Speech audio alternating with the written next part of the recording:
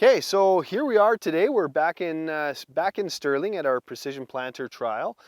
This is a dryland trial, and I don't think we've had more. I'd be surprised if we had much more than an inch of rain since seeding. So it's been quite dry. We're actually rolling into a week of 35, 36, 37 degree highs, 10 degrees at night. So I think that's going to be really tough on the crop here. So we'll sort of see how that bears out. In our small plot research, what we found was that under irrigated scenarios, the planter actually did really, really well.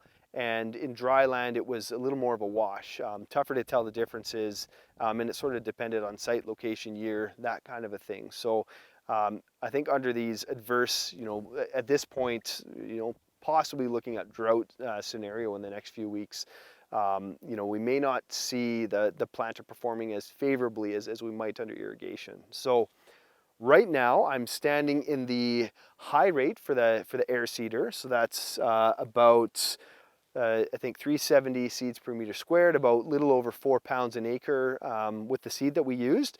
So if you kind of, Morton kind of had us looking down the row a little bit, and it actually looks, given the circumstances, given the environmental conditions this year, I'd say subjectively, subjectively, it actually looks pretty good here. Everything's kind of just getting into flower. Things are pretty full. We're not seeing a lot of dirt in between. So maybe I'll draw your attention to, so I've got a plant right here that's looking like it's sort of in that 40% flower kind of stage. Whereas right next door, I've got a plant here that hasn't even started flowering. And then I've got some here that are still, I don't know if you can see this, but this is still in the middle of stem elongation. So we've got the buds here, but they're completely covered. They're not close to really popping out yet. So just in, less than a square meter, I've got 3 different stages of plants right together. And that's something we've been keeping a real close eye on. One of the advantages that we think we'll see with the planter is a little bit more uniformity in staging. So yeah, just a few observations on that. So here's our seeder, our air seeder on the low rate, and we're seeing a lot of the same things we saw on the high rate. If Morton does pan out down along the treatment row, we see a lot less flower there, and I think that's mostly to do with the rate. The stage, that the actual stage of the plants isn't really different between treatments, but there's half as many plants in this lower rate for the air seeder. So we're a little over 2 pounds an acre. 175 seeds per acre, so quite a low rate, especially in sort of dry land circumstances. So yeah, we can kind of see the same differences in staging, like just in a really small area, we see all sorts of different stages of the plants. Yeah, definitely this is it doesn't look like it's gonna be looking quite as nice as our higher rate. Right now we're standing on the left side, we have our low rate for our air drill, and on the right hand side we have the high rate for the planter. So a couple of things are evident here. Right away you can see the row spacing difference. On the left we're on a narrower, kind of closer to 10-inch rows. We've got 15-inch rows on the right, so that pops out right away. And we can see the difference in flowering, and again, it's not as much staging so much as quantity, but I do think the planter is a little further along in general than the air drill right now. Not by much, maybe by 10% flower.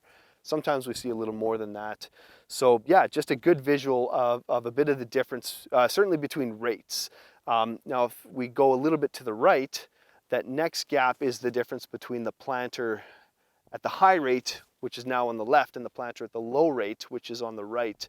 And we see sort of the same difference in flowering. So especially in drought conditions, in adverse conditions, that seeding rate is really making a difference to help the crop look better. And in fact, in this trial, we're seeing the seeding rate is looking like a bigger factor at this point than the planter versus the air drill. Okay, so here's our planter. This is at the high rate. And just pay attention to the staging here. For the most part, everything's kind of getting into full flower. So I think just observationally, it's looking like our planter is a little further along staging wise than, certainly on the average, than the air drill. also it's a lot more uniform.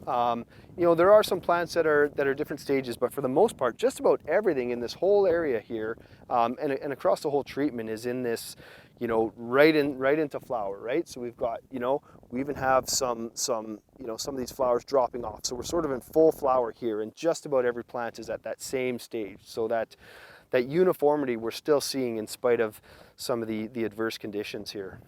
Here we are, we're at the planter on the lower rate, so we're kind of 175 seeds per acre. And what I want to draw your attention to is you can see the ground between the rows. And again, we've talked about some of the adverse conditions, and this is where the wide row spacing is actually a disadvantage. We're in a rain-fed environment, low moisture, and we haven't had that canopy closure. So we're sort of into flower. Some of these are in full flower. Certainly the planter is into full flower, and we should have all that ground covered. So at this point, you know, having some narrower rows, whether it's planter or air seeder, would definitely be an advantage. We don't want to see that. That's wasted resources. So yeah, just a point on, you know, the planter can be an effective tool, but under some environments, some conditions, it's maybe not quite as good. So yeah, we kind of zoom in here again. You know, pretty uniform staging, which is the same thing we saw with the air drill. You know, something else on that hill, you can see for every other row is a little further back on flowering.